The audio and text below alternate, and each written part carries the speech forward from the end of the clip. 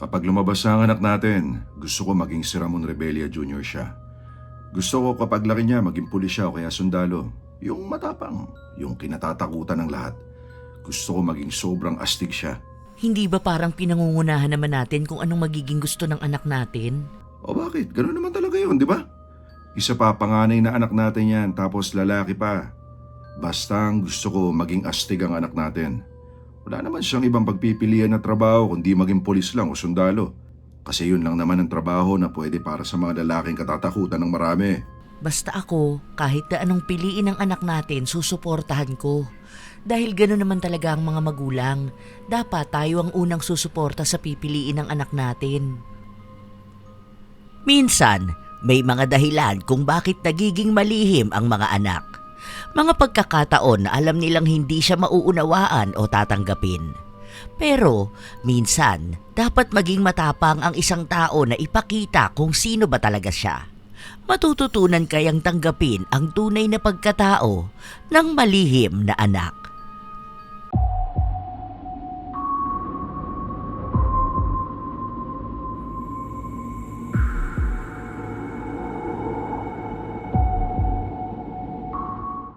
Diyos ko, dahil late na nga, nagpapakung ano-ano pang ginagawa mo diyan. Ha? At bakit naman hindi? Baka lang naman mawala ang init ng panahon, no? Talaga ba? Sino nagsabi na magiging malamig ang panahon kapag nagbabad ka ng mukha mo dyan sa tubig na may yelo? Ay Diyos ko, napakainit na nga eh. Hoy, Ramon Rebilla Jr., itong sikreto ng mga beauty queen, no? Tignan mo nga at manghulma. Kapag nakaharap ako, see? Miss Universe 1982 representative, Maria Isabel Lopez! Bongga ka, day! Yak! Anong Ramon Rebella Jr. ka dyan? Sa ganda kong to, Binibining Pilipinas International 1986, Alice Dixon. Mas bongga ka, day! Mas bongga yan kapag nasapak ka na ni Ramon Rebilla Sr. Mas lalong bongga kapag inalis mo yung morning star mo. Magilamos ka na nga ng tubig na may yelo nang may masmasan ka. O yan! Ay! Yan ang lamig! bagay sa'yo! Bakla ka talaga! O, sige pa! Yan! Yung mukha mo! Winisik-wisik ni Junior ang tubig sa mukha ng kanyang kaibigan, habang pareho silang nagtatawanan. Nag-iisang anak lang si Junior at siya pa ang lalaki, kung hindi lang siya naging pusong babae. Kaya kapag nasa labas siya o kaya ay kasama ang kaibigan niyang gaya niya ring bakla na si Yula, doon lang siya nagiging malaya. Pero pagkasama niya ang kanyang ama, nagiging tigasin siya na parang isang tunay na lalaki. Dahil sa oras na malaman ng ama na bakla siya, malamang ay katakot-takot na gulpi ang aabutin niya. Sikat sa lugar nila si Ramon, ang ama ni Junior, bilang isang siga at nakakatakot na lalaki, kaya isang malaking kahihiyan kung malalaman na bakla siya. At nung mga panahon na yon, isang kahihiyan talaga ang tawaging bakla. Isang gabi, habang kumakain silang pamilya, nagtanong ang kanyang ama. O ano, kumusta naman yung pag-aaral mo? 2 taon na lang tapos ka na ng high school. Pwede ka na magpulis. Kaya nga po, tay. Pero gusto ko po sana mag-teacher. Pambabae lang yan. Gusto ko maging pulis ka o kaya sundalo. Ganun siya anak ni paring Nestor. Pwede naman yun. May lalaki kaya na teacher. Yung pinsan mo, si Rodolfo. Di ba lalaki naman yun? Hindi pa nga alam kung lalaki ba yun o bakla. Napakalamaya kaya nun. Saka wag yun, pulis ang gusto ko. Dahil kapag pulis, pang tunay na lalaki yun. Sabihin mo nga sa akin. Bakit? Bakla ka ba ha? Ako, bakla? Hindi ako bakla, no? Dami ko nga chicks eh. Ay! Ano ba yun? Ay, ano yun? May nahulog yatang mangga sa bubong natin? Siguraduhin mo lang ha na hindi ka bakla. Sinasabi ko sa iyo, Junior, ibibiting kita sa puno na puro hantik. Huwag kang gumaya doon sa anak ni parang Ernesto. Yung tropa-tropa mo na si Eugenio, napariwara na sa buhay. Pinabayaan kasi ng tatay na maging bakla. Nakakaya lang, salot sa lipunan ng mga bakla. Paano naman magiging salot ang mga bakla? Tao rin naman sila. Hindi sila tao, mga demonyo sila. Dahil ang totoo, babae at lalaki lang. Kapag ipinanganak ang lalaki at gusto mo maging babae, ibig sabihin nun binubulungan ka ng demonyo. At kapag pinakinggan mo, idea yun ah. Magiging salot ka na sa lipunan. Huwag mo nang ipagtanggol ang mga bakla. Huwag na nga kayo magtalo. Kumain na lang tayo. Ang sarap nito, paborito ko to. Hotdog. Ingat na ingat si Junior sa mga galaw niya, lalo na at kaharap niya ang kanyang ama habang kumakain sila. Maling pilantik lang ng daliri, lagot na siya. Ilang araw pa ang lumipas, kada nasa labas siya, doon niya pinapakita ang totoo niyang pagkatao. Mabuti na lang tuwing gabi lang silang magkasama ng ama, dahil kada umaga ay namamasada si Ramon. Siya naman laging nasa paaralan. Ang nakakaalam lang na bakla siya ay ang kanyang ina. Tanggap siya nito pero hindi naman maipaglaban kay Ramon. Isang hapon, habang pauwi ang magkaibigan, pareho silang maarte kumilos. Nakapilantik pa ang kamay nila habang may tila ba nakakabit sa buhok nila na pambabaeng gamit lang dapat. Nakakaloka yung si Mrs. Juvinene o sino man siya. Na-stress ng konti ang pilik mata ko dahil sa kanya. Tumabingi tuloy ang ribbon ko. Ayusin mo nga. Sosyalera ang atake nun, no? Hindi naman siya kagandahan. Kaya lang naman daw yun pinakasalan ng asawa niyang hapon eh. Inakit niyong lasing. Malamang, kapag lasing na kahit losyang na tikbalang, papatusin. Akala mo naman kung sino siya. Kung naging babae lang ako. Mas bongga pa ang beauty ko sa kanya, no? Siyang tunay. Baka kamo may gayuma pa. Ay, oo nga pala. Anong balita dun sa sasalian mo? Dun sa kabilang barangay? Lalaban pa rin ako. Aber? Paano kung mahuli ka ng tatay mong reincarnation ni Asyong Salonga? Sige nga. Hindi naman yung pupunta doon. Paano mo nasabi? Hindi naman siya lumalabas at dumadayo. Saka alas 10 ng gabi yun. Bandang alas 8 nasa bahay na si tatay. Alas 9 naman siya natutulog. Bali ang duty ni Junior. Alas 8 hanggang alas 9. Tapos, alas 10 na ang labas ni Rufa. Tumba! Kaya malaya si Rufa maging babae. Ang sarap maging malandi. Habang nag-iinarte si Junior, nakita naman niya ang jeep na pinapasada ng kanyang ama. Dali-dali niyang tinanggal ang nasa buhok niya at inayos ang kanyang tayo para makita na lalaking lalaki siya. Huminto naman sa harapan niya ang kanyang ama. Siya lang ang pinasakay at hindi ang kaibigan niya dahil nga galit na galit si Ramon sa mga bakla. Habang nasa biyahe sila, iisang upuan na lang ang pwede.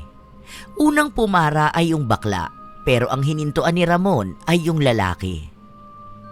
Ang hirap pa naman ng sasakyan ngayon. Buti nga sa bakla na yun. Walang pumaparada ngayon, tay? Wala eh. May pustahan yung mga tsuper. Ando sila sa kabilang bayan, sa may bilyaran. May dayo raw. Talaga? Oo, doon ako didiretso mamaya. Balita akong lakas ng laban eh. Malupit daw yung dayo. Mala Efren Bata Reyes ang diskarte at galaw. Ibigay mo na lang tong pera sa nanay mo ha. Baka madaling araw na ako makauwi niyan. Mga anong oras po? Dadaan ba kayo dun sa plaza? Hindi ko alam eh. Bakit ba? Ano bang meron? Naalis ka ba? Hindi naman po. Huwag ka nang gumala. Walang kasama sa bahay ang nanay mo. Wala kang pasok sa linggo, di ba? Sumama ka na lang sa akin kina paring Manuel. May papakilala akong chicks. Yung anak nun. Bata pa ako, tay. 14 pa lang ako. O ano naman? Ipapakilala ko lang sa'yo. Para kapag nag-aral ka na ng pagiging pulis, may magiging asawa ka na kapag tumungtong ka na sa tamang edad. Ang bilis naman mag-asawa nun, tay. Ganun kami ng nanay mo. Para maiwasan din yung panunukso sa yung bakla ka. Pakita mo sa kanila na mag-aasawa ka at magkakaroon ng anak. Bakit? Ilang taon mo ba gustong mag-asawa ha? Tsaka ano ba? Totoo ba na bakla ka ha? Hindi ako bakla. Suntukan pa kami ng mayayabang dyan sa kanto. Ay sige, sakto. May laban ng suntukan sa susunod na linggo. Isasali kita doon. Malaki pustahan doon. Para naman makita kita. Madalas sumasali doon yung kababata mo, si Bernardo. Oh, ayun na pala. Andito na tayo. Dito na lang kita ibababa ha. Maglakad ka na lang.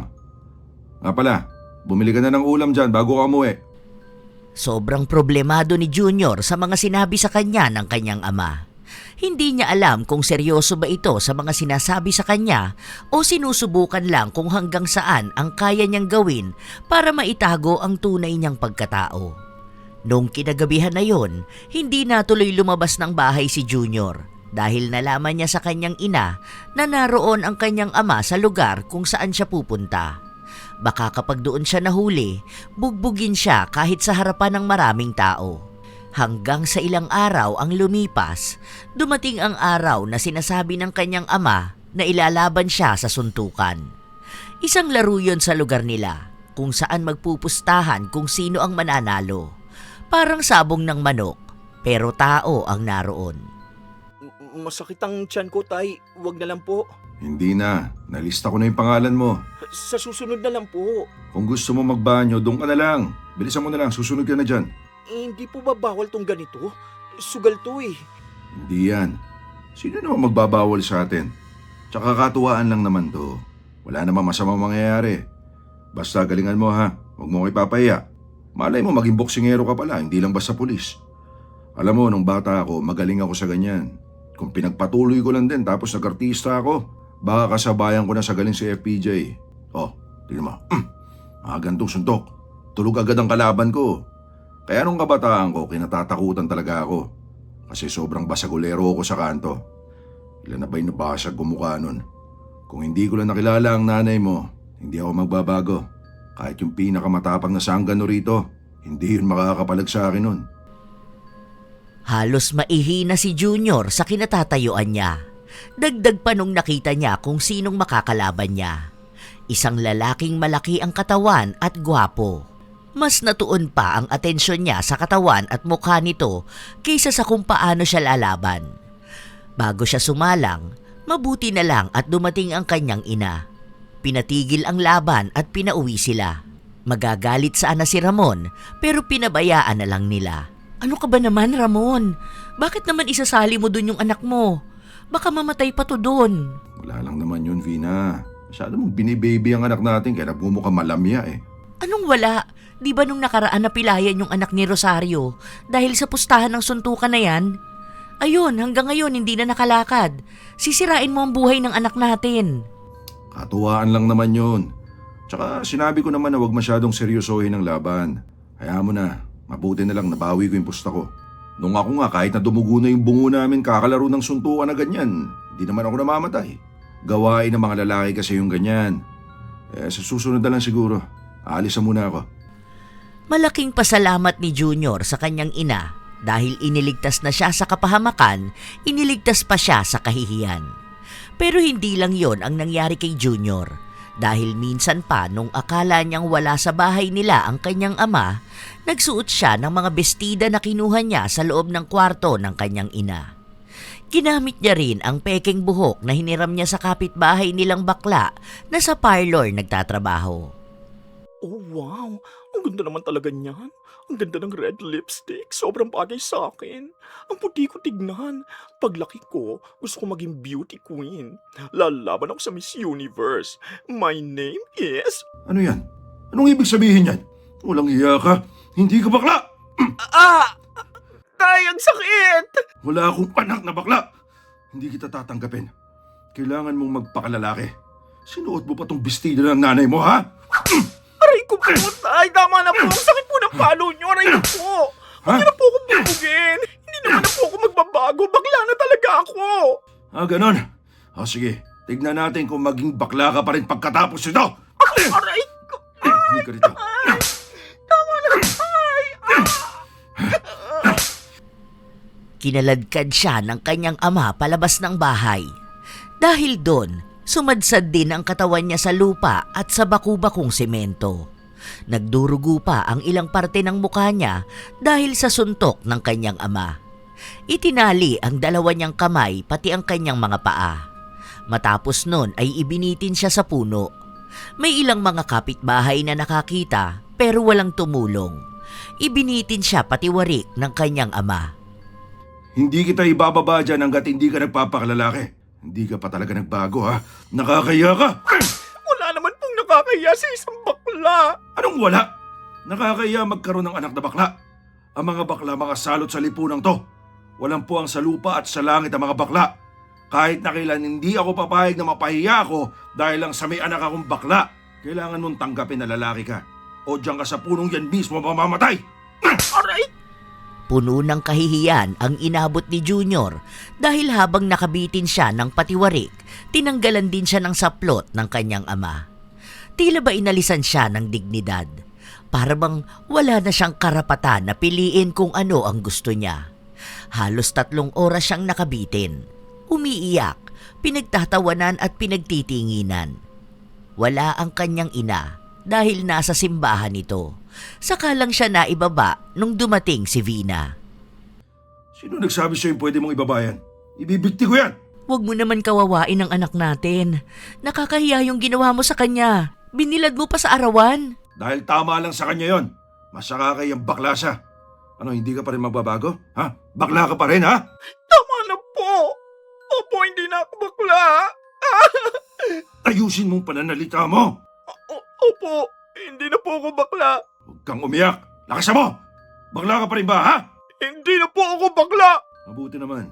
Subukan mo lang talagang maging bakla. Hindi lang yan ang aabutin mo. Lulunurin pa kita. Tandaan mo, wala akong anak na bakla. Ayoko makita kitang nakikisama doon sa mga bakla mong kaibigan. Nahahawa ka ng kahihiyan sa kanya. Hindi ka bakla!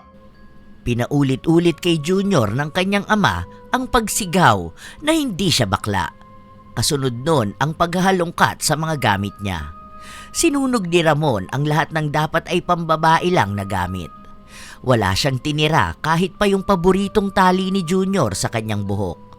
Hindi pa doon natapos dahil kinalbo rin ni Ramon ang kanyang anak para daw mas maipakita na tunay na lalaki siya.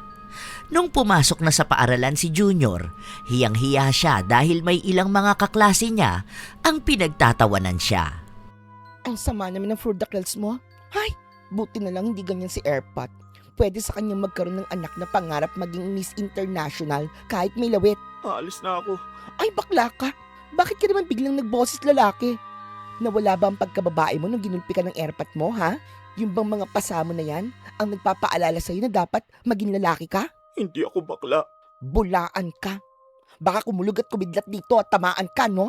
Lokoin mo na si Aling Nena, sama mo na rin si Manong Bert, pati na si Manong Dolores, pati na yung nagbebenta ng balut doon sa may eskinita na sabi nila inanguhuli daw ng mga adik. Isama mo na rin yung 4 na aso malapit doon sa Blue na Gate. Pero wag ako. Kilala kita, no? May pasa ka man sa buong katawan o wala.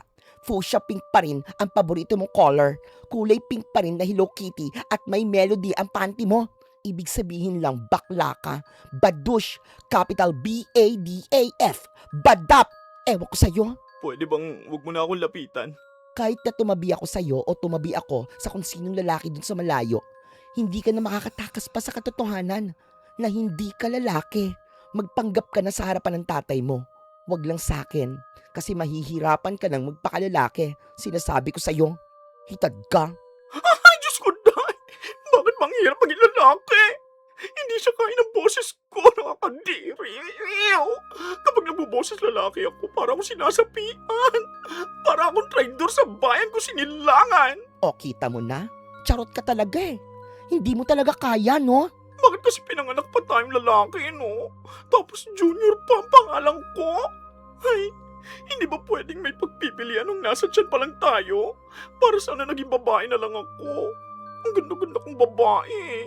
Tapos natrap lang ako sa katawan ng isang lalaki. Hindi to makatarungan! Kung meron lang talaga, kailan kaya tayo matatanggap ng lipunan, no? Kailan kaya nila tatanggapin na may bakla naman talaga dito sa Earth? Baka sa 2020 tanggap na mga bakla. Diyos ko, Day, 32 years pang hihintayin natin. 1988 pa lang. Kaloka. Buhay pa ba ako nun? Buhay ka pa kaya nun? Kasi ngayon pa lang pinapatay ka na ng tatay mo. Sayang nga yung buhok ko. Sinunog pa yung ribbon ko. Ang cute pa naman nun. Di bale, bibili na lang ako pag may pera na ako. Sa mga taon na lumipas, pilit pa ring itinatago ni Junior ang kanyang kasarian.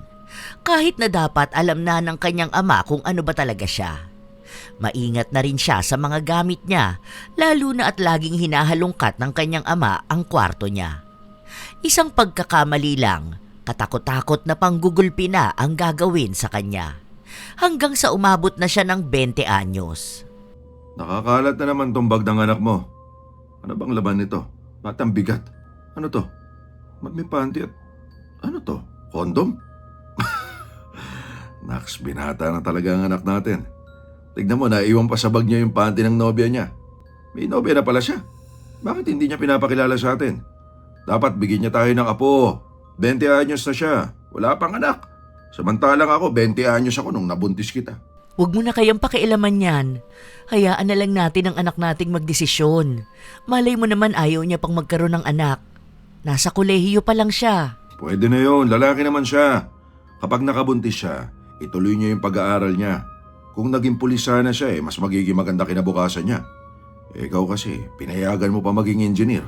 Bakit? Maganda rin naman yun. May makukuha pa rin naman siyang magandang trabaho nun. Sa bagay, pwede pa rin naman siya maging pulis kapag nakagraduate siya.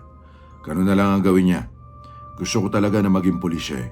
Pinagmamalaki ko pa naman sa mga kumpare ko na magkakaroon ako ng anak na pulis. Kahit hindi sila naniniwala dahil lalamya-lamya yung batang yon. Ang mahalaga, hindi na siya bakla. Hindi na siya natuluyang maging bakla. Paano? Ginugulpi mo naman yung bata. Dati nilublob mo sa drum. Ilang beses mo pang tinali sa puno ng tiyesa na puro hantik. Halos patayin mo naman kasi ang anak natin. Ganun talaga ang pagdidisiplina. Kailangan niya magpakalalaki. Dahil siya lang ang nag-iisa nating anak na magpapakalat ang apelyido ko. Kung naging bakla siya, paano na? Nakakasuka mga bakla. Kahit na kailan, hindi ko sila tatanggapin. Tama lang yun na natauhan siya. Kailangan lang talaga maalog yung utak ng batang yun eh. Huwag mo nang kampihan ha. Teka, akala ko ba pupunta ka ng simbahan ngayon? Oo nga, paalis na ako. Hinihintay ko lang si Junior. Kanina pa sila naririnig ni Junior. Nasa likod lang siya ng bahay at hindi niya alam kung paano siya papasok at sisingit sa usapan. Paano ba naman ay paulit-ulit ang kanyang ama at tuwang-tuwa ito na maaaring may kasintahan na siya. Ang hindi alam ni Ramon, ang panty na nakita niya ay ang ginagamit mismo ng anak niya kapag umaalis ito ng gabi at nakikipagkita sa kasintahan nitong lalaki. Bawal malaman ni Ramon dahil tiyak ay mapapatay niya si Junior. Ilang linggo pa ang lumipas, nagkaroon ng pagkakataon na magkita ang magkaibigan. Oy, Manay, akala ko ba sasama ka dun sa nanay mo sa simbahan? Akala ko ba magpipray ka doon para mabawas-bawasan naman ang kasalanan mo? Lalo na sa pagiging sinungaling mo. Magpray ka na rin na maging tunay na babae ka na. Yung magkaroon ka na ng pechay. Bukas pa naman yun. Saka may pupuntahan ako. Kaya ikaw ang laging sinasama ng nanay mo eh. Kasi naman alam niyang mabilis pakinggan kapag makasalanang tao ang nagdarasal. Yung mga immoral o kaya yung ugaling imbornal. Bahala ka na lang kung alin ka doon. Ikaw kaya magdasal, no? Hoy, nagpipray ako no, nung akala mo sa akin. Tuwing kailan, ha? Siyempre, tuwing susubo ako para mas masarap at lagi may biyayang malaki. Wag po. Amen. O diba? Panalo sa biyaya. Baboy mo talagang bakla ka. Ayos lang na binababoy-baboy ako, no? Basta sa kama. Ay! Ganito, yung karinyo brutal. O diba? Daig ko pang sexy star. Ganon. Aminin, hindi papalag si Sar si Emmanuel. Ewan ko sa'yo, kaya dapat ikaw naglilinis ng kasalanan mo, no? Oy, baklang gurang. Ikaw ang maglinis ng kasalanan mo, no? Alam na ba ng tatay mong lumalandi ka sa mga kelot na mukhang kargador? Tumutuwad ka gabi-gabi, ha? Tapos, hindi ka pa pumapasok sa eskwelahan kasi ibang pasok ang gusto mo, bruha ka. Huwag kang maingay dyan. O kita mo na? Mag-pray ka na huwag kang mahuli ng tatay mong maton. Baka bukas bakalawa, nasa kahon ka na, sige ka. Badaf ka. Talagang naglihim ka pa doon sa tatay mo? O ano? Yari ka talaga doon. Boxing ka noon habang nakabiting ka sa puno ng mabolo. Ikaw din. Ayoko na nga mag-aral. Kasi ayoko rin naman yung kurso na pinakuha sa akin. Buti nga hindi pulis. At akala mo naman, makakapasa ka bilang pulis, ha? Pasigawin ka lang nila, lalabas na ang pagkababae mo. Kakawawain ka lang nila doon. Saka bawal lang lalamya-lamya doon, ano ka ba? Babariling ka talaga nila sa luneta, day. Buti sana kung iba putok yon. Yung bang syutok na gusto nating mga bakla. Ang mga pulis matutulis. Ang mga bakla naman...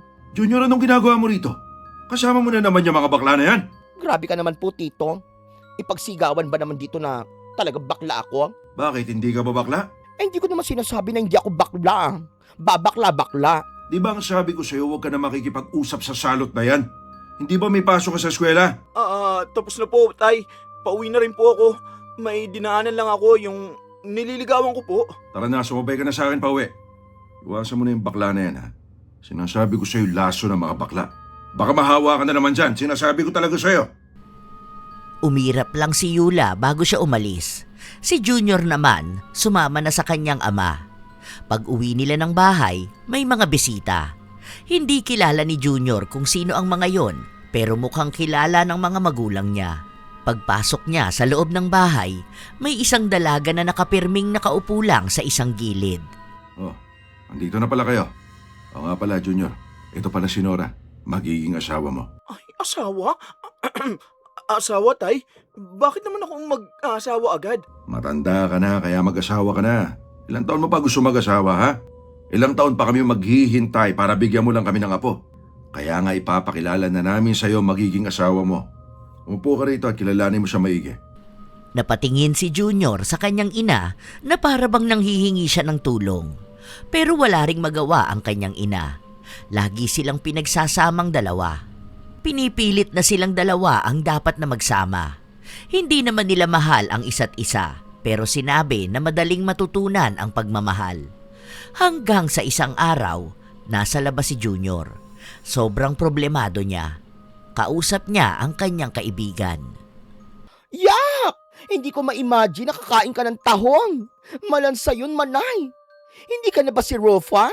Ikaw na ba si Eddie? Ako pa rin si Rufa, no? Never magiging si Eddie. Eddie, baklang pinilit mag-asawa ng may perlas ng silangan. Kinikilabutan talaga ako kapag iniisip ko pa lang. Ay, bakit kasi kailangan pa mag-asawa ng babae? Tumataas ang balahibo ko. Ay, mawala nawa ang masasamang elemento. Ay nako, ewan ko ba sa tatay mo? Kapag nag-asawa ka ng babae, hoy, tomboy ka na nun. Gagayo ko nga, no? Ang ganda-ganda ko kaya. Maganda naman yung si Nora. Gusto ko lang sa kanya yung kilay niya. Makapal kasi tapos nakahulma na parang ganito. Oh. Tapos yung ilong niya, maliit lang yung butas. Hindi gaya ng ilong mo na 2 daliri ang kasya kapag nangungulangot ka. Hoy, para sabihin ko sa'yo, mas malaki naman ang butas ng ilong mo, no? Kapag tumingala ka ng ganun, kita na pati yung mga iniisip mo eh. Sige lang, sumilip ka ng sumilip sa butas. Kasi kapag nag-asawa ka ng babae, ibang butas naman ang sisilipin mo. Ay, yak! Kadiri! Ew, ew, ew, ew! Para akong binubuhusan ng maruming tubig. Yak! Hindi ko maisip na sa kailaliman ng dagat sisisid ka para kumuha ng sariwang tahong. Isang malaking kalapastanganan sa ating federasyon. Ay, teka. Ay, ang puso ko. Ah, parang aatakihin ako. Naduduwal ako. Saluin mo. Mahis ka nga. Nakakadiri naman yung mga sinasabi mo eh. Ayoko sa babae. Bakla ako, no? Bakla ako! Hindi ako sisisid sa dagat para lang sa sariwang tahong. Sisisid ako dahil sa isa kong sirena. Sobrang gandang sirena. Kaya tigilan mo nga yung panunokso sa akin. Kilabutan ka naman, oh. Mas gugustuhin ko pang ibitin ako sa puno ng patiwarik at pagpapaluin kaysa sumama sa isang babae. Hindi ako tomboy. O sige nga, sabihin mo yan sa tatay mo. Ganito, gayahin mo ako ha. Ganito ang gagawin mo. Tatay, Tatay, ako ay bakla. ako ay bakla. Ayan, bilisan mo pa. Ayoko, masakit sa tuhod kapag mabilis. Gusto ko dahan-dahan muna para mas lasap ang sarap. Ay, kaloka ka. Isa ka talagang baklang malandi. Ayan ang gusto ko sa iyo eh. Hindi ka papatalo. So yun na nga. Anong ganap sa tatay mo niyan ngayon? At doon kay Nora na malansat amoy punyeta ang tahong. Hindi ko alam. Bahala na siguro si Darna. Sino bang Darna ang bahala sa iyo? Si Rosa del Rosario, Vilma Santos o si Lorna T? Ay, pati ba naman yan? Poproblemahin ko pa? Sige, si Captain Barbell na lang. Diyos ko, Day, ang dami mong problema. Hindi pa alam ng tatay mo na hindi ka nag-aaral. Sana magkita pa tayo sa susunod. Sana buhay ka pa. Sabihin ko na lang kaya sa kanya, no? May trabaho naman ako sa diskuhan. Marami naman akong trabaho na pinapasukan. Makakatulong din naman yun sa amin. Sa kanila. Ano sa tingin mo? Sa tingin ko kahit ano dyan, papatayin ka pa rin ng tatay mo. Kasi gawain niya ng mga bakla. Buti sana kung kasapi ka ng isang sindikato, tapos ikaw ang amo. Alam mo naman ang tatay mo, mas gusto ka pang maging basagulero kaysa lalakero, no? Hindi na alam ni Junior ang kanyang gagawin. Paano niya masasabi lahat yon sa kanyang ama kung sobrang nakakatakot ni Ramon? Matagal niyang itinago ang pagiging bakla niya kahit nahalata naman na sana ayaw pa ring tanggapin ni Ramon. Isang araw, lumabas sina Junior at Nora. Pinag-uusapan nila ang tungkol sa kasal. Bale, ano bang trahe di boda yung susuotin ko rito? Ano ba sa tingin mo yung maganda? Ang ganda ng trahe de boda na to. Maganda yung pagkakatahi niya, tsaka Halatang hapito banda rito sa baba. Pero may space naman para makalakad ka na maayos. Tapos yung mga beads niya, hindi siya sobra. Hindi siya mukhang inaagaw yung pansin kesa sa puting kulay ng traje de boda. Tapos yung laylay banda sa dibdib, hindi siya masyadong mababa kaya kahit yumuko ka, ayos lang. Saka mas bagay yan sa hulma ng katawan mo. Ang magandang ayos ng buhok mo niyan, pataas. Tapos, Bakit ang dami mong alam sa ganito? Akala ko ba magpupulis ka? Yun ang sabi ng tatay mo eh. Bakla ka siguro, no? bakla? Ako bakla? Hindi ako bakla, no? Alam ko lang yan kasi ang dami kong chicks. Babaero kasi ako sa totoo lang. Kaya nga, wag mo na akong paksalan. Kawawa ka lang sa akin. Iiyak ka lang palagi. Bakla ka talaga. Nakita kaya kita sa lace disco kagabi. Kasama mo yung mga bakla. Tapos nakawig ka pa nga na pink. Ang galing mo pa nga sumayaw eh. Ako? Hindi ako yun, ha. Nasa bar ako kagabi, may kasamang 2 chicks. Madami kasi akong kamukha kaya lagi akong napagkakamala ng ibang tao. 2 chicks ba yun? Eh ang lalaki ng braso ng mga lalaki na yun. Sige nga, kung di ka bakla, halikan mo nga ako. Babaero ka, di ba? Ayos lang sa'yo dapat humalik ng babae. Sige na, halikan mo ko. Oh, hindi mo kaya, no? Ew! Lumayo-layo ka nga sa akin, sobrang laso nito. Hindi ko na kaya magpanggap. Hindi to kaya na sikmura ko. Parang ang dumi-dumi ko na. Ang lagkit ng katawan ko. Huwag mo akong babuyan, ayoko. Bakla ka naman pala eh, bakit hindi mo pa sabihin sa tatay mo? Hindi mo naman kasi maiintindihan. Hindi mo ba nakikita itsura ng tatay ko? Kaya nung magpatumba ng 5 tambay gamit lang ang isa niyang kamao. Sa bagay, galit na galit sa mga bakla ang tatay mo eh. Huwag mo sasabihin sa kanya, ha? Please. Pero ayoko rin sa'yo. Ayoko talaga sa babae. Pasensya ka na. Ayoko ng makalawang. Sinabi lang ni Nora na naiintindihan niya naman at ayaw niya rin namang magpakasal sa isang taong ayaw sa kanya. Pinilit lang din naman siya ng mga magulang niya. Si Nora na ang nagsabi kay Ramon na ayaw niyang magpakasal. Hindi sinabi ang tungkol sa pagiging bakla ni Junior. Ilang linggo pa ang lumipas, naging tahimik ang buhay ni Junior. Hindi na siya nagpatuloy sa pag-aaral, pero hindi pa rin alam ng kanyang ama. Nag-iipon siya ng pera galing sa mga trabaho na pinapasok niya. Kung ano-anong trabaho na lang, kasama na ang sa salon. Magaling siya sa pag-aayos ng buhok at ng mukha, kaya madalas na siya ang hinahanap. Kapag nasa salon siya, doon siya malayang nagiging siya. Nagsusuot ng bestida at naglalagay ng kolorete sa mukha. 3 bayan ang layo ng bahay nila sa lugar ng trabaho niya para malayo sa ruta ng kanyang ama. Hanggang sa isang gabi, umalis sila ng kaibigan niya. Go, asawa ko! I-shoot mo yung bola! Makakashoot ka rin sa akin mamayang gabi! Ay, Diyos ko, ang sarap po talaga, Ernesto! I-shoot mo yan! Sige lang, Eduardo, i-shoot mo rin yan. Ay, ang galing talaga.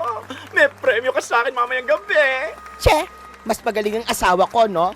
Mas magaling yung sa akin, no? Tignan mo mamaya, sila ang mananalo. Inabangan nila hanggang sa matapos ang laban. Ang nanalong team ay ang kina Ernesto, kaya tuwang-tuwa si Yula. Nagmamadali pa silang magkaibigan na bumaba para puntahan ang kasintahan ni Yula. Pero laking gulat nila nung may babaeng lumapit sa binata at hinalikan nito sa labi. Hoy! Hoy! Babaeng makate, babaeng malande. Bitiwan mo nga yung asawa ko. Kung makalingkis ka naman sa kanya, akala mo kung sino ka. Noong lalapit si Yula, itinulak siya ng babae. Tinarayan siya. Nilait-lait na bakla at kung ano-ano pang masasakit na salita. Sinabi sa kanya na wala naman daw lalaking papatol sa mga bakla.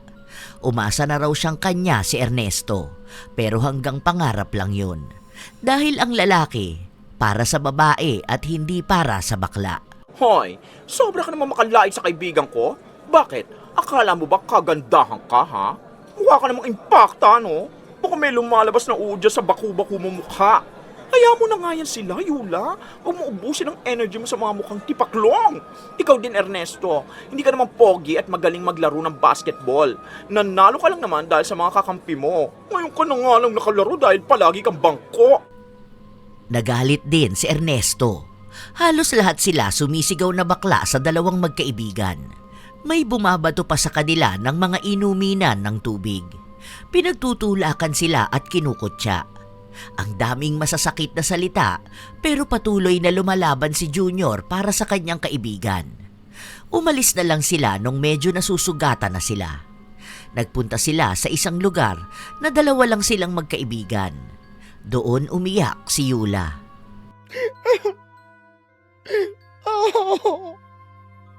Hindi naman niya sinabi sa akin na may babae na pala siya. Hayaan mo na yun. Maliit naman ang alaga nun eh. Iyakan mo yung dalawang dangkal. Doon na nga ako naiiyak eh. Ang liit na nga ng babae pa siya. Sayang naman yung sapatos na binili ko sa kanya. Mahal-mahal nun. Gusto mo bawiin ko? Kapag nagkita kami nun, yayayain ko yung nasuntukan. Baka makatulog ka sa isang suntok lang sa'yo. Hindi bakla ako pero hindi ako nagpapatalo, no? Ikaw naman kasi ang hilig mo sa mga lalaking ganun eh. Mga lalaking walang kwenta. Hindi ko kasi maghintay nung lalaking mahal ka, tanggap ka. Bakit? Tingin mo ba may magmamahal sa isang bakla, ha? Tingin mo ba may tunay na lalaking pipiliin tayo kahit na wala tayong maibibigay sa kanila? Ang tingin lang naman nila sa atin ng mga lalaki, pagkakaperahan. Kung wala tayong maibibigay, wala tayong pagmamahal na matatanggap. Ganun talaga yon. Bibili ka na nga lang ng lalaki, mamahalin mo pa. Kung sana nagpunta ka na lang doon sa mga lalaking nagsasayaw tapos humanap ka ng masarap-sarap naman.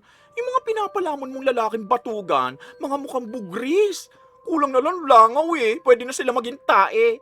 Magbabayad ka rin naman pala, bakit hindi pa doon sa masisiyang ka? Mukhang maasim ang mga itlog ng mga yun eh. Huwag ka nang umiyak dyan, hindi bagay sa'yo. Mukha kang tanga. Sa halip na umiyak, natawa na lang si Yula. Kinabukasan, paglabas ng bahay ni Junior, nakita niya si Ernesto kasama ang mga tropa nito. Hindi pa naaalis ang inis niya sa lalaki na yon. Hoy, ikaw lalaki mukhang puso na marumi. Ibalik mo yung sapatos na bigay ng kaibigan ko. Ano, matapang ka? Gusto mo bang magsabudatan tayo, ha? Tinatawanan lang ng lalaki si Junior, kaya mas lalo siyang nainis. Hinigit niya ang buhok ng lalaki. Pero dahil lalaki yon, hindi yun lalaban ng sabunutan sa kanya. Agad siyang sinuntok sa muka. Sa inis niya, bumawi siya. Dahil nga lalamya-lamya siya, hindi siya makaganti. 2 beses siyang nasapak sa muka, kaya kinalmot na lang niya si Ernesto sa bandang mata nito. Doon na siya nakaganti. Sinabunutan niya ulit noong sakit na sakit ang lalaki. Akala mo ha? Lalagkasin ko tong buhok mo pati ang pilik mata mo. Subukan mong lapitan na sakta ng kaibigan ko, pati ang buhok mo sa baba sasabunutan ko rin. Hihilahin ko talaga yung lawit mo at isasampay ko sa poste. Maya-maya pa, may umawat sa kanilang mga tanod. Kasama na naroon ay ang ama ni Junior. Nakita ang pakikipag-away niya. Ang akala niya, gugulpihin siya pagdating sa bahay nila. Kawawa yung kasuntukan mo, bugbog sarado sa'yo, kaso natamaan ka pa rin niya. Ano ba pinagawa niyo? Babae ba? Naks, lalaki talaga tong anak natin. May sugat na nga sa mukha ang anak mo. Natuwa ka pag nakipag-away siya sa labas? Syempre naman. Ibig lang sabihin nun matapang ang anak ko. Tigasin. Manang-mana sa tatay niyang basagulero ng kabataan. Ayos na sa akin niya nakikipagsuntuan siya para malaman ng lahat na lalaki ang anak ko. Bakit ka ba kasi nakipag-away ha? Baka sa babae yan. Yun lang naman madalas pag-awayan ng mga lalaki. Teka lang, ipaparada ko na maayos yung jeep. Naiwan ko pala doon sa kabila. Nung umalis na si Ramon, doon lang pinakita ni Junior na nasasaktan siya. Aray, nay naman, dahan-dahan lang. Ouch, ang sakit. Bakit ka kasi nakipagsuntukan? Hindi naman yung suntukan, no? Sabunutan yon. Ako yung sinuntok pero talo pa rin siya kasi kinalmot ko siya sa mukha. Tapos hinila ko yung buhok niya. Sinabunutan ko siyang malala. Ay, talagang tanggal sa anit. Nakakaloka naman kasi. Ay! Huwag mo na yang uulitin ha. Nakikipag-away ka. Siya naman kasi yung nanguna. Kung hindi niya sinaktan ng kaibigan ko, hindi sana nangyari yon. Kahit na. Alam mo namang wala kang laban sa lalaki. Tingnan mo, ang pangit mo na.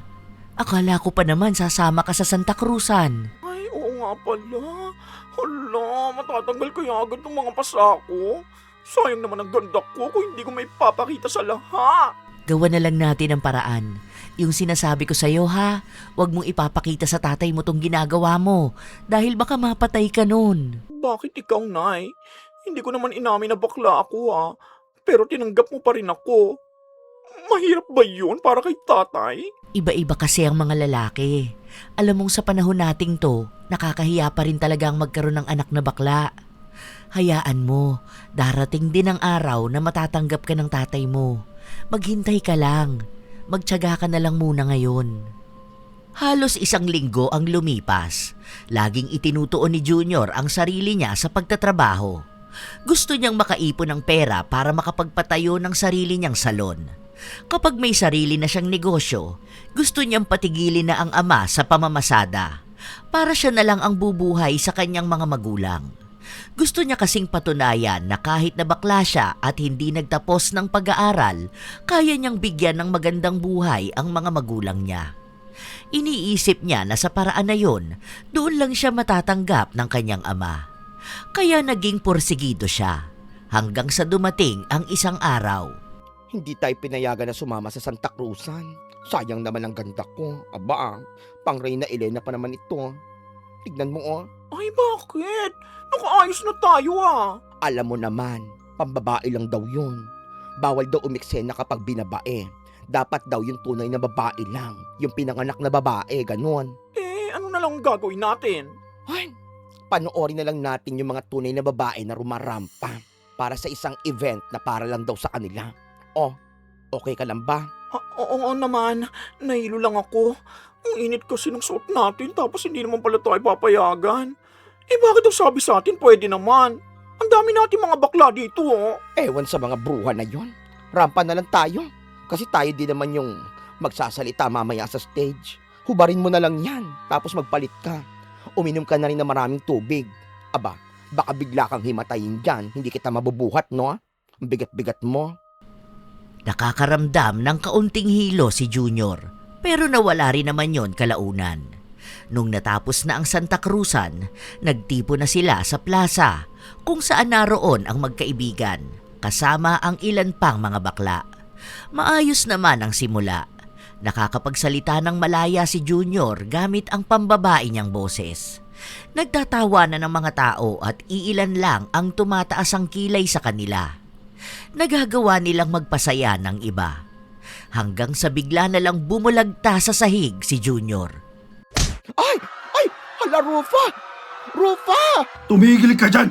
Huwag mong tawaging Rufa tong anak ko! Anong ginagawa mo rito, ha? Sino nagsabi sa'yo na magsuot ka ng ganyan? Naglagay ka pa talaga ng lipstick? Tama na po tayo, sakit na. Huwag niyo na akong gulpin. Ay, Dami hindi! na akong nakakakita. Uhubaran Tama kita na sa po, harapan ng mga yan! Tay. Ilang beses na kitang sinabihan na hindi ko matatanggap na maging bakla ka. Hindi lang yung koloreto sa mukha mo ang buburahin ko. Ay, saglit lang Pati po. na rin yung mukha Tama mo, na animal po, ka! Ramon. Wala akong Kawawa anak na naman ang bakla! kaibigan. Ha? Ay! Aray! Ganito, ha? Kalat ka rin! Kawawa naman ang kaibigan ko! Subukan mo lumapit sa akin. Matatanggal lahat ng ngipin mo. Ikaw ang dahilan kung bakit naging bakla ang anak ko. Aray ko. Tama na po, Tay. Ang sakit. Hindi na baling mamatay ka. Huwag ko lang makitang babakla-bakla ka. Hindi mo na ako binigyan ng kayayan. Pinagtatawanan ako ng mga kumpare ko dahil nagkaroon ako ng anak na bakla. Ano ba, Ramon? Tama na! Huwag mo namang ganituhin ang anak natin. Wala naman siyang ginagawang masama. Wala. Lagi kang nasa simbahan at nagdarasal. Hindi mo man lang ipinagdasal na maging lalaki ang anak natin. Kasalanan to. Kasalanan ng pagiging bakla niya. Kahit na kailan hindi matatanggap ng lipunan ng ganitong kademonyohan. Kinukonsinti mo kasi to. Papatayin ko talaga siya. Kesa lagi akong problemado sa sasabihin ng ibang tao. Aray ko.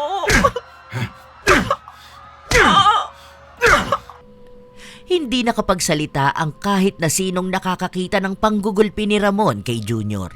Nagtakbuhan na lang din ang ilang mga nanonood dahil baka madamay sila sa galit ni Ramon. Inuntog din ni Ramon ang kanyang anak sa semento. Kinuskus niya ang mukha sa sahig para daw mawala ang kolorete na nasa mukha nito. Hinubaran niya at inalis lahat ng pambabaeng gamit na suot ni Junior. Ilang beses na nagmakaawa si Junior pero bingi na ang kanyang ama. Tunay ngang mas gugustuhin pang mawala siya sa mundo kaysa ang tanggapin na may anak siyang bakla. Hindi yun natapos hanggang sa makauwi sila ng bahay. Kahit napigilan ni Vina, hindi nakikinig si Ramon. Oh, huwag mo sabihing lalatiguhin mo ang anak mo. Hindi ka na naawa. Baka kailangan niya ulit masaktan ng malala para lang maalala niyang lalaki siya. Kahit na anong gawin mo, hindi na magbabago ang anak natin. Bakla na siya. Ano naman kung ganun siya, di ba? Narinig mo ba ang sinasabi mo? Tinatanggap mo ang kampo ng demonyo na nagpapabago dyan sa anak natin, ha? Hindi mo kasi alam kung paano ako mapahiya sa ibang tao kapag sinasabi niya na yung nag-iisa kong anak bakla. Hindi mo alam kung paano ako nanggagalaiti sa galit sa tuwing naririnig kong pinagtatawanan nila na bakla yan. Kaya ito, nagtanda siya! Sakit po, tay. Aray ko. Tama na po, tay. Lalaki ka. Sabihin mong lalaki ka. Bakla po ako, tay. Kung magsisinungaling ako na lalaki ako, hindi pa rin po magbabago na bakla ako. Bakla po ako, tay. Ang sakit. Hindi ka bakla. Hindi ka bakla. Babalatan na lang kita ng buhay. Tay, masakit na po. Ha? Bakla po ako, tay. Tama na po. Bakla man ako. Pero tao pa rin po ako, tay. At anak niyo po ako. Wala akong anak na bakla. Pasumpa magkaroon ng anak na bakla. Sana parusahan ka. Sana magkasakit ka ng walang lunas at halos araw-araw ka patayin ng sakit na yon. At sana maghirap ka sa buhay mo. Sana huwag kang umabot sa pagtanda mo. At sana mamatay kang hindi tinatanggap ng mundo. Sinusumpa ko na kahit kailan, hinding-hindi ka magiging masaya sa buhay mo. Dahil isinusumpa kita! Tay, masakit na po.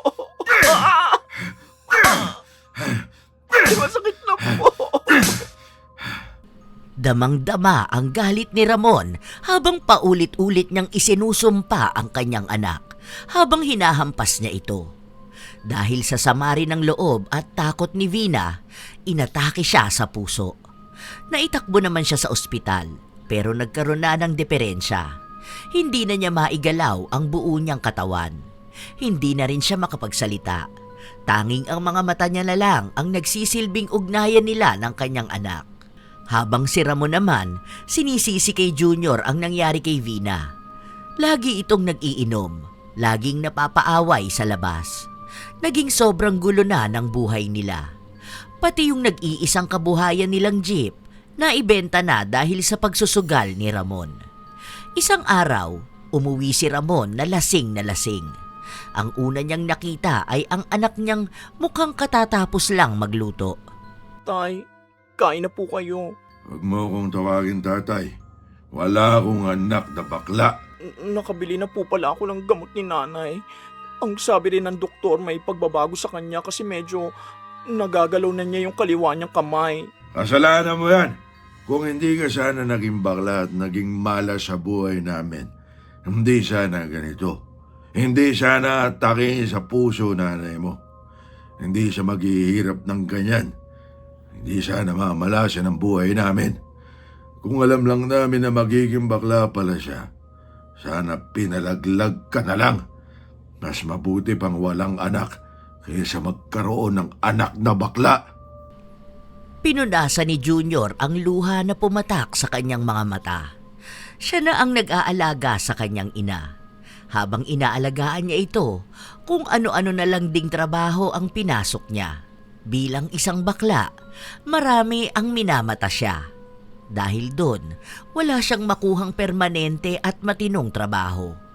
Kapag sa salon, hindi rin siya makatagal dahil kailangan niya rin halos umuwi sa bahay nila para nga bantayan ang kanyang ina. Halos 1 taon na ganun. Paulit-ulit. Pahirap ng pahirap para kay Junior. Pero wala naman siyang ibang magawa. Ayaw niyang pabayaan ang kanyang ina. Lalo na, lagi ring lasing ang kanyang ama.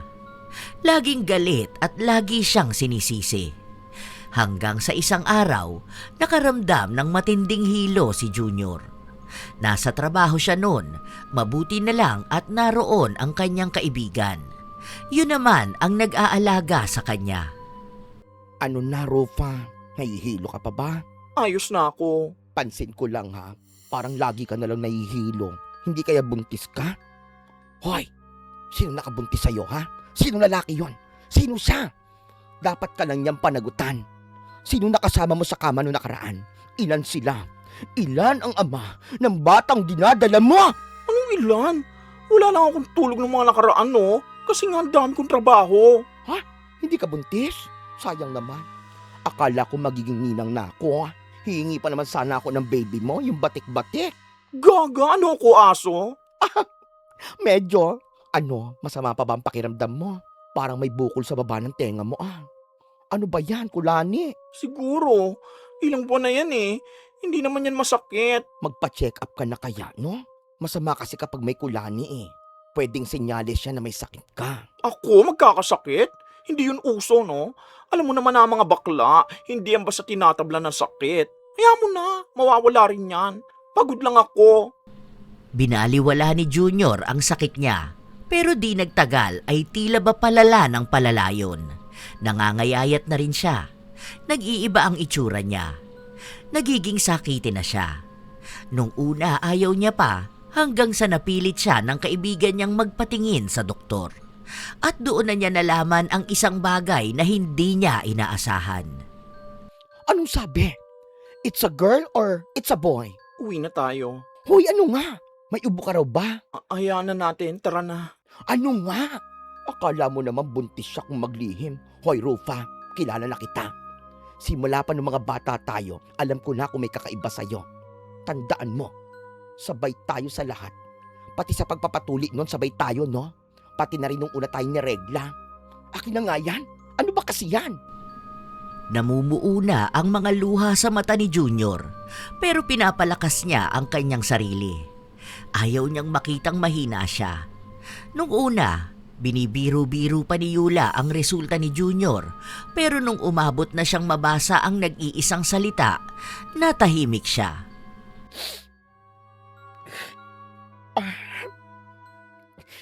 Cancer. Diyos ko, ano ba to? Zodiac sign? Ko kasi Scorpio ko no? Di ba Pisces ka? Diyos ko, nagbago ka na pala. Gaga ka talaga. Naisip mo pa yon? Natatawa ako sa'yo. Akin na nga yan. Magpagamot ka na. Ano raw ang gagawin? Magkano raw yun? Umayos ka nga dyan. Para kang tanga. Bakit ka ba umiiyak? Ano ba yan? Ang pangit ko pa naman kapag umiiyak ako. Yung blush on ko natanggal na. Sige na. Magpagamot ka na. Dali na. Magkano ba? Bubuksan ko na yung baboy kong alkansya. Malaki-laki laman na laman nun Sige na, magpagamot ka na. Tigpipiso lang naman ang hulog mo dun eh. Hoy, naguhulog ako dun sa podo na. Ano nga? Hindi ka pa ba mamamatay? Hoy, sagutin mo ako. Hindi ko alam. Hindi ko naman hawak ang buhay ko eh. Kung mamatay man ako, basta ang gusto ko kulay pink yung kabaong ko Pwede ba yon? Tapos may ribbon yung buhok ko. Gusto ko ikaw mag-makeup sa akin Ayusin mo. Yung parang ano lang, parang natutulog lang ako, ganon. Tapos gusto ko red yung lipstick ko. Tapos wag mo sila pagsusutin ng black kasi ang pangit ng black. Gusto ko kapag pupunta sila sa burol ko, naka-pink sila Ikaw nang bahala doon. Bakla ka. Ayoko. Huwag ka muna mamamatay Hindi pa nga tayo nakakakilala ng Brazilian. Nakakarat sa atin. Uy, hindi ko pa kaya. Bakla ka. Wag. Hayaan mo na, mumultuhin pa rin naman kita para ramdam mo ko. Hihilahin ko yung paa mo kapag tulog ka. Papatayin ko yung electric fan kapag tanghaling tapat. O di ba, ramdam mo pa rin ako. Gagawag naman tanghaling tapat ang init nun. Saan ka na mapupunta niyan? Sa Rainbow, mag-slide na lang ako doon habang nakasuot ng magandang gown. Hihintayin na lang kita doon Sa Rainbow na lang ulit tayo magmamaganda. Huwag na nga tayo mag-iyakan dyan. Buhay pa naman ako. Kahit na itago nila sa tawanan ang usapan nilang yun, hindi pa rin maikakaila na mabigat sa dibdib ni Junior ang nangyayari sa kanya. May sakit siya. Dumating ang isang bagay na kinatatakutan niyang mangyari. Gabi-gabi niya yung iniisip. Walang pahinga ang utak niya. Dagdag pang hindi niya yun masabi sa mga magulang niya. Lalong hindi niya masabi sa kanyang ama. Ang isa pa sa dahilan kung bakit siya naiiyak ay paano na lang ang kanyang ina pag nawala na siya. Isang araw, habang pinapakain ni Junior si Vina, hinihilot niya rin ang kamay ng ina na unti-unti nang naigagalaw nito. Ayan, gumagaling ka, nanay. Sa susunod yan, makakalakad ka na ulit. Hayaan mo, lagi naman kitang gagabayan eh. Sa susunod, nay, maririnig ko ulit yung boses mo. Alam mo ba, nung nakaraan, sabi nung isang nagpaayos ng buhok sa salon na ang ganda ko raw kapag naging babae ko.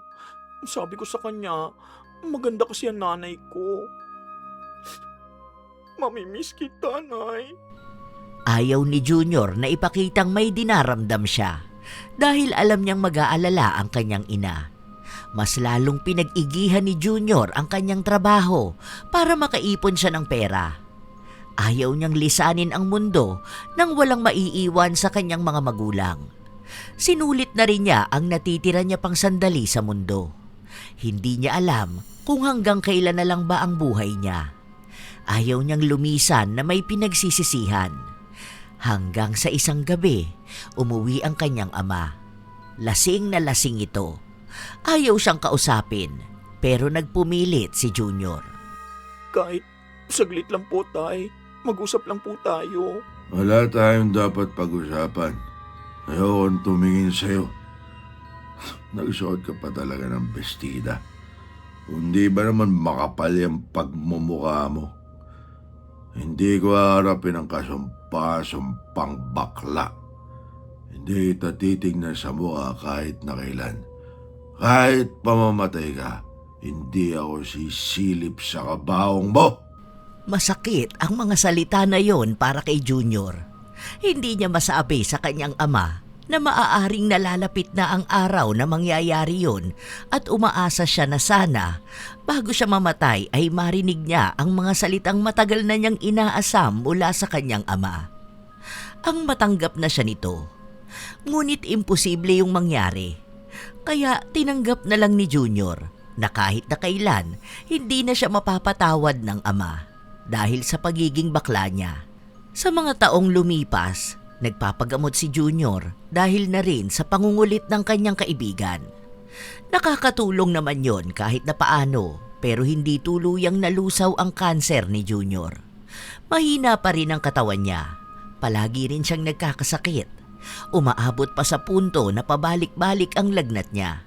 Pero nagtatrabaho pa rin siya. Sa pag-iinom kasi ng tatay niya, nagkasakit ito kaya hindi na makapagtrabaho.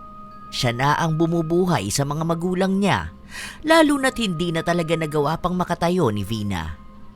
Isang araw, habang nasa salon si Junior at naglilinis ng mga gamit, bigla siyang nagsuka. Hinang-hina siya. Naroon si Yula para alalayan siya. Ay bakla ka, Rufa. Sabi ko naman kasi sa'yo na wag na eh. Hindi mo nga kasi kaya. Ang kulit-kulit mo naman. Ewan ko ba sa iyong gurang ka? Hindi ako gurang, no? Para sabihin ko sa'yo, pwede mong laitin ng kahit na ano sa akin. Kahit na ang buhok ko. Eh wala ka nang ang buhok, kalbo. Ay, oo nga pala. Nakalbo na pala ako sa pagkikimo. Aba, kiki mo rin. Gaga, kimo kasi yon. Ah, kimo. Kalaw kasi kiki mo. Ano, nasusuka ka pa rin ba? Buntis ka na naman yata, pambihira ka. Lumalaki na naman ang tiyan mo. Ilang years na ba yan? Baka paglabas ng anak mo, college na yan, ha? Pwede na siya magpulis. Malamang ayos lang ako, no? Mukha ba akong mahina, ha? Kahit magsabunutan tayo, matatalo ka sa akin. Abay malamang. Wala naman ako masasabunutan sa'yo dahil kalbo ka nga. Umupo ka na nga lang muna rito. Nakakaloka ka. Hindi ka naman siguro nakatulog, ano? Si tatay kasi nasikaso ko. Di ba medyo hirap na siya magkikilos? 54 years old na yun, tapos apektado ng pag-iinom niya ng alak yung atay niya ngayon. Parehas na sila ni nanay na nakaratay. Nai-stress nga ang ganda ko. Paano na-stress yan? Iniisip ko, paano kapag namatay na ako? Kawawa naman sila. Sino mag-aalaga sa kanilang dalawa, ha? Ay nako, bakit ba lagi mong iniisip na manideds ka? Bakla, masamang damo ka, remember? Hindi ka pa mawawala sa mundong ito. Takot pa si kamatayan sa'yo at baka akitin at landiin mo siya ron. Oh, ay nako, yan na naman. Nagsusuka ka na naman. Basta yung usapan natin, ha? Gusto ko yung magandang music kapag ililibing na ako. Bading ka talaga kahit kailan. Mabubuhay ka pa nga ng matagal. Huwag mo nang icharot-charot yung kalagayan mo. Medyo may buhok ka na nga sa ulo mo, oh. Hala, sige na. Suot mo na nga tong pick the wig. O, ayan. Ay, sobrang pretty na uli ng BFF ko talaga. Ang sagwa naman yata. Mas masagwa pa ang mukha ni Malu. Mas maganda ka kapag nakasmile ka. Smile ka nga raw. Oh, di ba? Perfect. Winner. Rufa na Rufa talaga ang datingan mo, Day. Maniwala ka sa akin. Pretty. Ang kulubot na ng mukha ko. 40 pa lang naman ako. Kung wala siguro akong sakit, ang ganda kong bakla, no? Baka sumali na ako ng mga contest. Baka artista na ako at nagpalagay na ako ng dede na malaki. Alam mo, minsan napapaisip ako. Sa maling panahon tayo'y pinanganak, no? Buti pa yung mga bakla ngayon, tanggap na sila. Masaya ako para sa mga bagong bakla ngayon. Hoy, ano ka ba? Huwag kang magsalita ng ganyan. Dapat wapakils tayo kung magmukha na tayong gurang.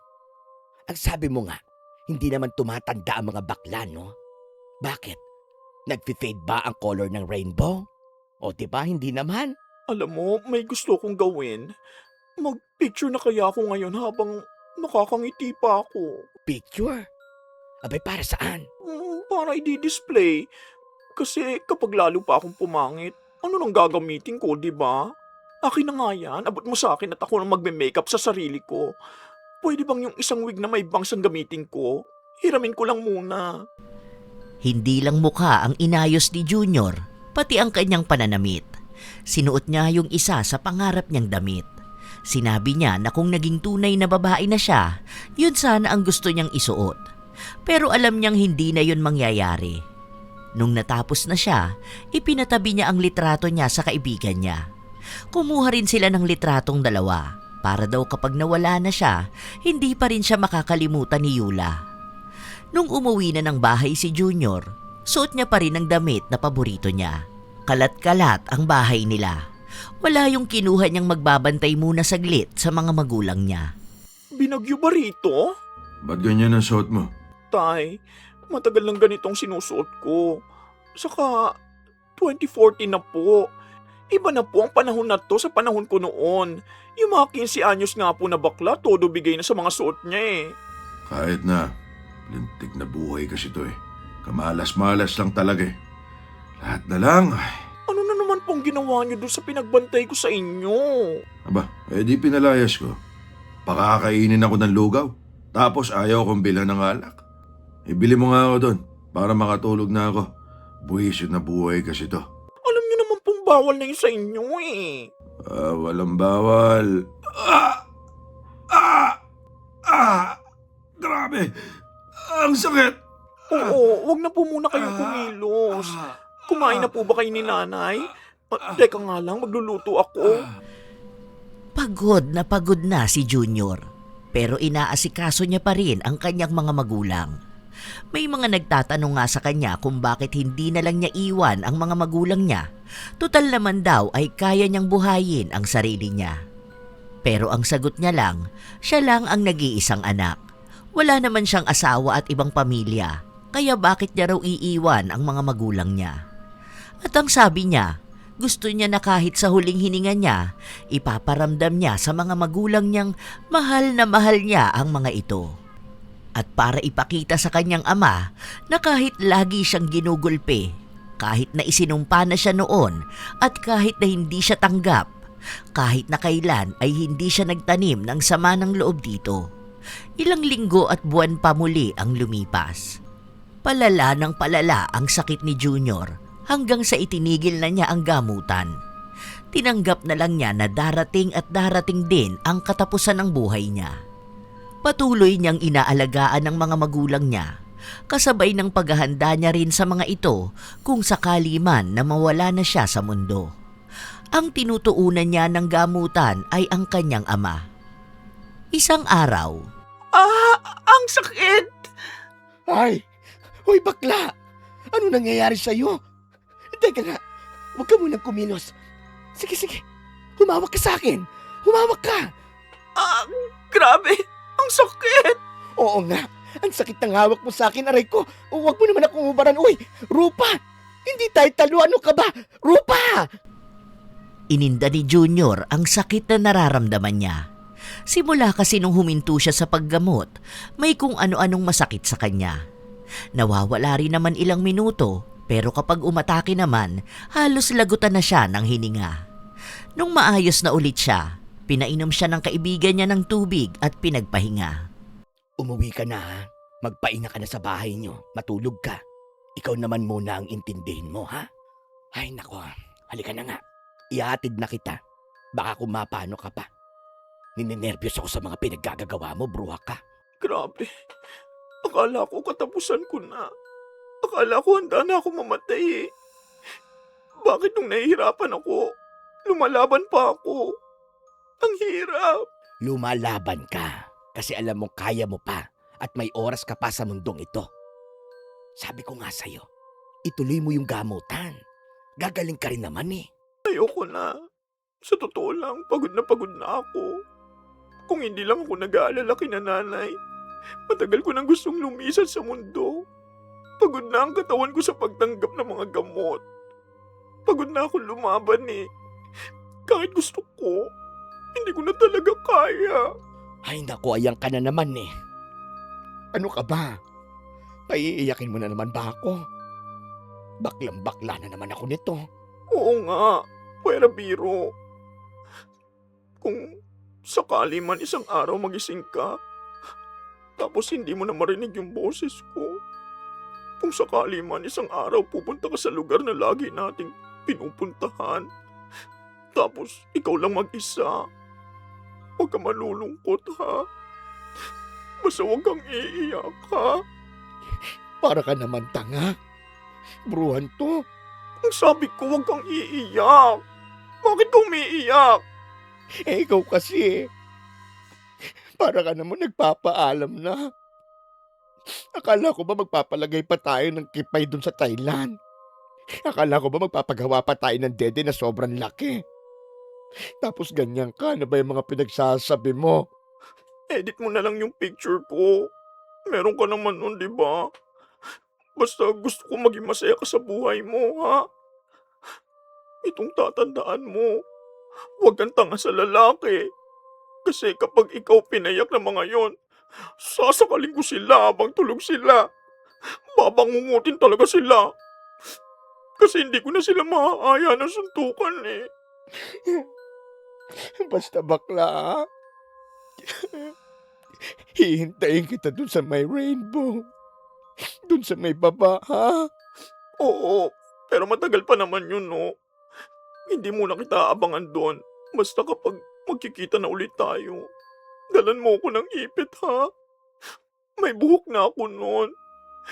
Pwede na ulit maglagay ng pink ribbon. Promise mo yan sa akin, ha? Oo, bakla. Promise. Mabigat sa dibdib ang kanilang usapan, pero pilit nilang pinapagaan ang nararamdaman nila. Nung nakauwi na si Junior, naabutan niya ang kanyang ama na nakatulala lang. Kahit na hirap na siya, sinubukan niya pa ring asikasuhin ang ama. Bakit ba ginagawa mo pa rin yan? Dahil ganito ko po kayo kamahal bilang ama. At ganito ko po gustong maipakita ang pagiging anak ko. Hindi ka ba galit? Saan po? Doon po sa lagi niyo akong ginugulpi noon. Matagal na po yun. Yung pagtawag niyong salot sa mga bakla. Ganun po ang pananaw niyo eh. Sa lahat, pati sa pagsumpa ko sa'yo, alam ko na kaya ka nagkakaganyan dahil sinumpa kita nun. May laman yung salita ko. May labis na galit kaya nagkatotoo. Hindi nyo naman po yun sinasadya. Patawarin mo ako. Sobrang dami ko palang pagkukulang sa'yo. Ilang taon yung nasayang na ikaw yung lagi kong sinisisi. Kahit na ako naman yung may kasalanan. Nagpa-apekto ako sa sinabi nila doon. Sobrang galit ako sa mga bakla pero napatunayan mong minsan pala mas lalaki pa sa lalaki ang mga bakla. Kahit na nakasuot ka ng bestida habang may lipstick ka sa labi. Naging lalaki ka para sa amin ng nanay mo. Yung malamya mong kilos pero sobrang responsable mo. Anak, pasensya ka na kay Papa. Patawarin mo ako. Patawarin mo sana ako ng mga panahon. Dapat pinagtatanggol kita. Iyo pa yung mga panahon na ako pa mismo yung umaaway sa'yo. Dapat pinagmamalaki kita. Hindi ikaw ang nakakaya. Hindi ang pagiging bakla mo, kundi ako. Ang pagiging duwag kong tanggapin ang ganyan ka. Anak, patawarin mo ako. Anak, patawarin mo ako.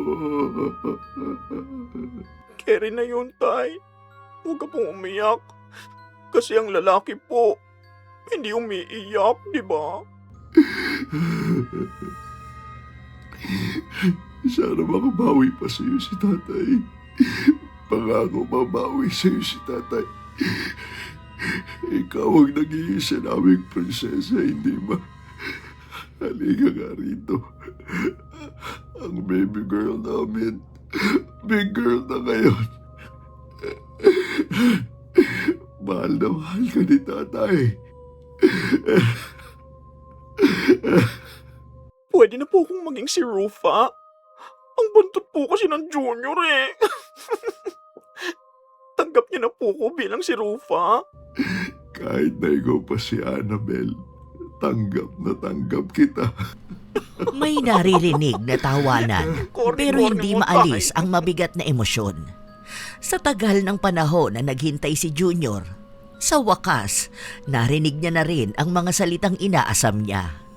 Tinanggap na rin siya ng kanyang ama. Masaya na siya sa mga bagay na yon. Alam niyang kahit nalisanin niya ang mundo, hindi na magiging mabigat ang kanyang puso. Kumuha sila ng pamilya niya ng litrato na magkakasama sila. Kahit hindi na makapagsalita ang kanyang ina, tuwa ang makikita sa mga mata nito.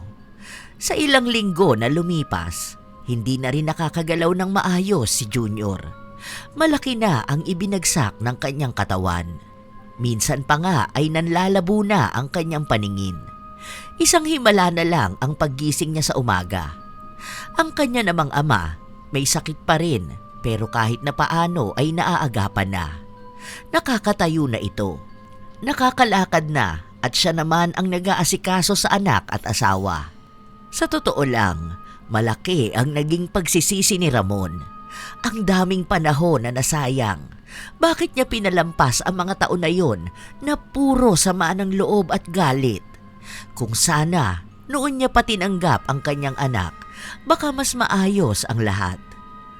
Isang hapon, nakaratay lang sa higaan niya si Junior. Dumating naman ang kanyang ama. Inasikaso siya nito. Okay na po ako, Tay. Busog na po ako. Sigurado ka ba? Paborito mo to, di ba? Himala, hindi mo naubos. Mabilis na po ako mabusog. Etchosera ka. Tama ba? Etchoserang pala ka. Saan mo naman po narinig yan? Dito sa mga batang bakla. Ang lalandi nga nila eh. Pinag-uusapan nila yung mga lalaki. Natatawa nga ako sa kanila tapos naisip ko na gano'n ka siguro kalanto nung bata ka pa. Medyo lang po. Ang dami kasing pogi dun sa atin. Etchosera ka talaga. Ang anak kong Charing. Konting practice pa, Tay. Medyo charing-charing ka na. Ang hirap naman pala, no? Hindi ko maintindihan yung mga salita yung mga bading. Akala mo galing sa ibang planeta. Sa planeta na color pink. Ay, teka nga. Gawin ko ng pink yung lugaw para naman makakain ka ng marami. Habang nag-uusap ang mag-ama ay may tawanan din. Parang ang gustong makitawan ng ina ni Junior pero hindi lang nito magawa. Ilang linggo ang lumipas, naging malala pa lalo ang sakit ni Junior. Halos hindi na siya nakakakain dahil isinusuka niya lang din. Hanggang sa isang araw, Oh, ano to? Ba't may cake dito? Sino may birthday? Para po sa pinaka the best na tatay sa balat ng universe. Para po sa inyo, Tay. Happy Father's Day po. Marami pong sprinkles yan. Para sosyalin. Para sa akin talaga. Hindi naman ako naging mabuting ama sa iyo eh. Iba-iba naman po ang ibig sabihin ng mabuting ama. Kasi po ngayon, nakikita kong ginagawa niyong best niyo para maging mabuti kayo. Mas mabuti kesa noon. Kaya deserve niyo pa rin pong batiin ng Happy Father's Day. Salamat, prinsesa ko ha.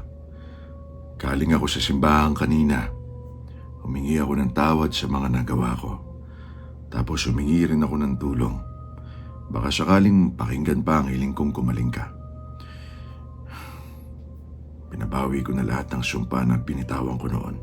Lalo na nung sinabi ko na magdurusa ka habang buhay. Ayoko na magdusa ka, anak ko. Ayokong nakikitang nahihirapan ng prinsesa ko. Napapagod na po ako, Tay. Gusto ko na pong magpahinga. Hinahanto ka na ba, anak? Opo, Tay. Umipikit na po yung mga mata ko. Tay, salamat po, ha. O bakit? Bakit ka nagpapasalamat?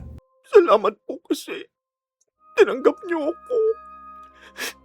Salamat po kasi tinitingnan niyo na ako sa mukha. Akala ko po hanggang sa huling hininga ko, hindi niyo makikita ang kagandahan ko. Kamukha ko pa naman si nanay nung kabataan niya. Salamat po kasi gumaling na kayo at nakakakilos na kayo. Alagaan niyo po si nanay, ah. Mahal na mahal ko po kayong dalawa. Mahal na mahal ka rin namin, anak. Kapag ikaw naman ang gumaling, ikaw naman yung panonoorin kong lumaban sa mga beauty contest. Alam kong panis silang lahat sa'yo. Kasi hindi ka lang maganda. Matalino pa. Gusto ko po kapag sumali ako doon, may suot akong pink na ribbon.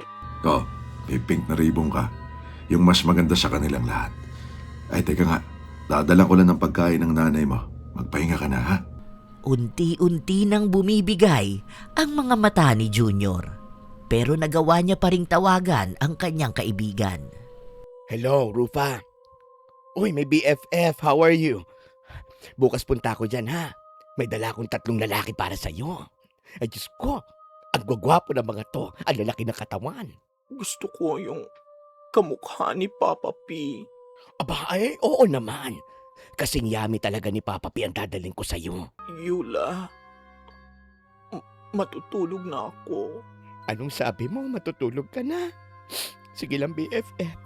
Matulog ka na, ha? Alam ko naman na pagod ka na. Tulog mo na yan, ha? Hayaan mo. Maganda naman na magiging panaginip mo, BFF. Sana sa panaginip mo na yun, marami kang lalaki, ha? At sana meron ka na dong kipay. Sana sa panaginip mo ay masaya ka na. Good night, Yula. BFF. Good night. Good night, Rufa. Good night. Naging tahimik at payapa ang buong magdamag. Hanggang sa kinabukasan, naging tahimik ang mundo. Nasa palengke si Ramon. Sa kamay niya, bitbit niya ang pinakamagandang tali ng buhok na nakita niya. Kulay pink yun. Paboritong kulay ni Junior. Ang pangako niyang bibigyan niya ito ng pinakamagandang tali ng buhok. Kung noon, galit na galit siya sa tuwing nakikita niya ang anak niyang may ganoong gamit. Pero nung araw na yun lang ang pinagtutuunan ng pansin ni Ramon. Pag-uwi niya ng bahay at nung nagkita na ulit sila ni Junior, ngumiti siya at itinaas ang tali ng buhok. Ang ganda ng ribbon na to ah. Kulay pink pa tapos may kumikinang pa. Ano bang tawag dito? Glitters. Bagay na bagay ito sa prinsesa ko. Kapag sinuto ng baby girl namin, magiging mas maganda pa siya sa nanalo ng Miss Universe. Sana bitbitin mo to, Rufa. Hanggang sa kabilang buhay. Ayan. Bagay sa'yo, anak. Napakaganda mo. Sobra. Hindi na napigilan ni Ramon ang umiyak habang nakatingin siya sa kanyang anak. Nakangiti si Junior. Walang lungkot, nalilisanin niya ang mundo. Dahil bago siya nawala, alam niyang mahal siya ng tatay niya. Sa tagal ng paghihirap niya, sa ilang taon niyang inasam ang pagmamahal na yon, nakamtan niya bago mahuli ang lahat. Sobrang sakit para kay Ramon. Dahil kung kailan pwede na niyang iparanas ang pagmamahal sa anak, wala na pala silang oras. Wala nang natitirang panahon. Dahil ang panahon na yon, naubos na niya sa galit. Si Yula naman, sinunod niya ang hiling ng kanyang kaibigan. Ginamit niya ang litrato na pina-edit niya para maging babae ang katawan ni Junior. Pinasuot niya ang damit na gusto nitong suotin. Ang isa sa pinaka-nagluluksa sa lahat ay si Yula. Dahil siya ang nakasama ni Junior sa lahat ng bagay. Silang dalawa ang magkasama sa paghihirap, sa saya, at hindi niya lubos akalain na siya pa mismo ang maglilibing sa nag-iisa niyang kaibigan. Kahit na alam niyang darating ang panahon na ganun, hindi pa rin siya naging handa. Nung nailibing na si Junior, nagpunta si Yula sa bahay ng kaibigan niya. Tito, ito po pala yung pinabibigay ni Junior. Bali yan po yung ipon niya. At sabi niya po, ibigay ko po yan kapag wala na siya. Para daw po, hindi niya kayo maiwan sa paghihirap. Salamat dito, Yula ha. Salamat din na nandiyan ka para sa anak ko. Ganun po talaga mga bakla, Tito. Malagkit ang samahan. Parang sipon at parang wag na pala, wag na yon. Loko ka talaga. Pinapatawa ko lang po kayo. Ang sabi kasi sa akin ni Rufa, wag daw iiyak kasi baka hindi siya makarating sa rainbow. Aba, sayang naman yung ribbon niyang pink. Mag-slide na nga lang daw po siya doon. Sige po, alis na po ko, Tito. Sa mga taong lumipas, hindi kinalimutan ni Yula ang kanyang kaibigan. Kung walang pagmamahal ang mundo para sa mga bakla, para kay Yula, may pagmamahal naman ang mga bakla para sa isa't isa. Hindi tinuring ni Yula na patay na ang kanyang kaibigan. Iniisip niya na nasa ibang bansa lang ito at masayang naninirahan sa lugar na tanggap siya at masaya siya. Tuwing malungkot siya, o kaya ay tuwing kailangan niya ng karamay, lagi niyang dinadalaw ang kaibigan. 3 taon matapos mamatay si Junior, sumunod ang ina nito. At 5 taon naman matapos ng pagkamatay ni Vina, si Ramon naman ang sumunod. At sa lahat ng nangyari sa pamilya ni Junior, naroon si Yula. Ang pagtulong niya sa pamilya ng kaibigan niya ang paraan niya para masigurado kay Junior na wala na itong dapat pang alalahanin. 12 taon na rin ang lumipas nung namaya pa si Junior. 1 beses pang dinalaw ni Yula ang puntod ng kaibigan. Hello, bakla. Kumusta ka na dyan? Ilan na naging lalaki mo dyan, ha? Siguro ang dami na, no? Alam mo ba, Ateng? Ang daming ganap ngayong 2026. Ay, Diyos ko, Day. Maluloka ka na lang talaga. Ay, may mga nauuso pang salitaan yung mga kabataan ngayon. Parang lahat na rin ata ng tao, mga bading na. Ay, Diyos ko, kung alam mo lang. Di ba dati tinatanong mo kung kailan kaya tatanggapin ng lipunan ng mga bakla? Ngayon na yon, Ateng. May mga ituturo ako sa'yo. Makinig ka, ha? Natutunan ko lang to sa internet. Leche. O, diba? Leche lang yon. Pero para medyo sosyalin ata, nilalagyan nila ng is sa gitna. Parang T-is. Ay, huwag na nga. Bastos yun. Ewan ko sa'yo. Ay, Diyos ko, Day. Nakakabis ka, Ateng. Ay, ewan ko sa'yo. O paano makulimlim na? Aalis na ako, beshi ko, ha? Kita na lang tayo sa rainbow next time. Paalam, Ateng. Nagpapatuloy na lang ng buhay niya si Yula habang tinitingnan niya kung gaano nakalaya ang pagtanggap sa mga taong minsang kinahihiya at minsan pang isinusumpa ng mga tao noon. Iniisip nga ni Yula na kung hindi sila ipinanganak nung panahong nakakahiya pa ang mga bakla, ano kayang buhay nila ng kaibigan niya? Pero ganun talaga. Hindi naman sa lahat ng oras umaayon ang panahon sa pinipili ng isang tao. Sa tuwing nangungulila si Yula sa kanyang kaibigan, pinapanood niya lang ang mga luma nilang video. Mga halos hindi na makita ang mukha. Mabuti na lang at may litrato silang magkasama dahil baka pagdating ng panahon, makalimutan niyang tunay na nangyari yon sa buhay niya at sa buhay ng kanyang kaibigan.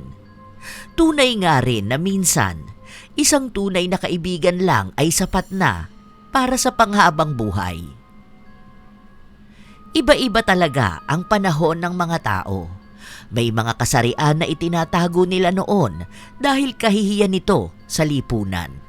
Pero habang tumatagal, mas nauunawaan natin na may mga bagay na hindi pinipili ng isang tao. At ang pagiging iba ay hindi otomatikong mali. Minsan, ang mga anak ay hindi nagsisinungaling dahil masama sila, kundi dahil natatakot silang mawalan ng pagmamahal. At minsan, ang mga magulang ay hindi galit dahil wala silang pagmamahal, kundi dahil nakakulong sila sa mga paniniwala at sistema na kinalakihan nila. Ngunit walang pagmamahal na dapat dumaan sa pananakit. Dahil sa huli, mas mabigat ang panghihinayang kaysa pagtanggap na naibigay sana habang may oras pa. At tungkol sa mga sumpa na madaling sabihin pero mahirap putulin. Dahil may mga salitang kapag binitawan sa matinding galit, para bang may buhay na at hindi na mahabol pabalik. At kapag dumating ang panahon na gusto mo nang bawiin, maaaring huli na ang lahat. Kaya bago manumpa, alalahanin na may mga kapalarang nasisira sa isang iglap at may mga pagsisising habang buhay ng pasan. Bago pa mahuli ang lahat, sana piliin nating mahalin ang tao kaysa sa imahe na gusto nating maging siya. Dahil ang oras na lumipas ay hindi na maibabalik. At ang pagmamahal na hindi na ipakita ay kadalasang nauuwi sa pagsisisi. Kayo ba mga apo? Ano ang inyong opinyon sa pagkakaroon ng naiibang pagkakakilanlan ng isang tao sa kanyang kasarian? Minsan na rin ba kayong nakaranas ng diskriminasyon sa inyong mismong pamilya? Maaari nyo yang ibahagi sa amin sa pamamagitan ng inyong pagkomento. Naway nakapaghatid ito ng magandang aral sa inyo. Ito ang inyong Lola Telang at maraming salamat sa palagi ninyong pakikinig, mga mahal ko.